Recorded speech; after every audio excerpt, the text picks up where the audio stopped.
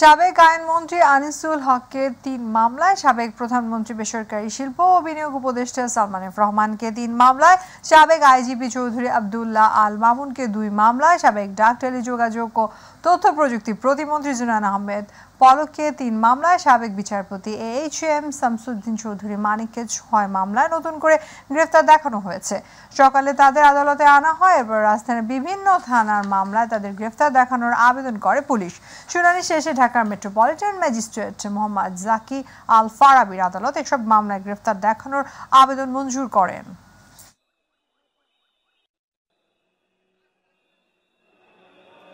Salman F Rahman এবং আনিসুল হককে সোনেশ দেখানো হয় এবং খিলগা থানার মামলা নম্বর হচ্ছে 7-8-24-এ সালমান এফ রহমান সাহেবকে সোনেশ দেখানো হয় এবং দেখা যাচ্ছে যে বাড্ডা থানার আরেকটা মামলা 3-8-24-এ আব্দুল্লাহ আল মামুন, সালমান এফ রহমান, আনিসুল হক এবং শামসুদ্দিন চৌধুরী মানিক ওনাকে সোনেশ দেখানো হয়।